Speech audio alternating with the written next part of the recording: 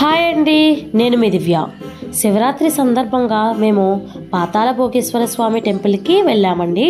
ప్రతి సంవత్సరం శివరాత్రి రోజున మా ఫ్యామిలీతో కలిసి ఈ టెంపుల్కి అయితే వెళ్తామండి.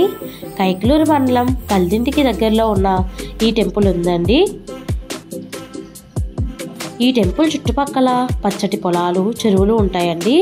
ఫస్ట్ ఎంట్రన్స్లో పార్కింగ్ ఏరియా ఉంటుందండి. లోపలికి ఫస్ట్ కోనేరు దగ్గరికి వెళ్ళాలండి.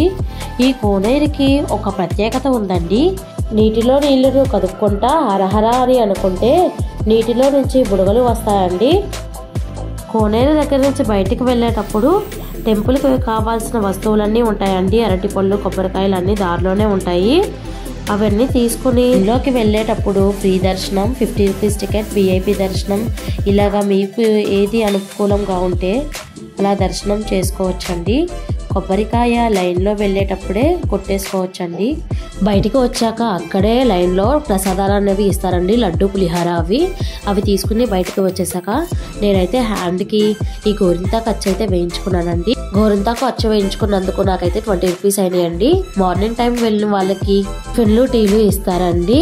అదే టైం 10 తర్వాత భోజనాల ఏర్పాట్లు అనేవి చేసేస్తారండి. ఇక్కడ భోజనాలు ఏ క్యాస్ట్ వాళ్ళకి ఆ క్యాస్ట్ వాళ్ళకి భోజనాలు అయితే పెడతారండి. భోజనాలకైతే ఎలాంటి లోటు ఉండదండి.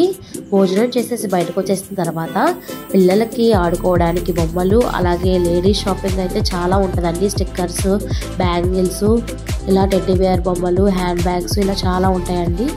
అలాగే మనం తినడానికి, కొనుక్కోవడానికి ఇక్కడ ఖర్జూరం, జీళ్ళు, చెరుకెళ్ళు, అలాగే స్నాక్స్ ఐటమ్స్ అయితే చాలా ఉన్నాయండి. మంచూరియా, పానీపూరి, ఐస్ క్రీమ్స్, చెరుకు రసం ఇలా చాలా ఉన్నాయండి. అలాగే ఇంట్లోకి డెకరేషన్ చేసుకోవడానికి చాలా బొమ్మలు అయితే ఉన్నాయండి. అలాగే పిల్లలు ఆడుకోవడానికి జైంట్ వీల్, కొలంబస్, టోరా ఇలా చాలా గేమ్స్ అయితే ఉన్నాయి.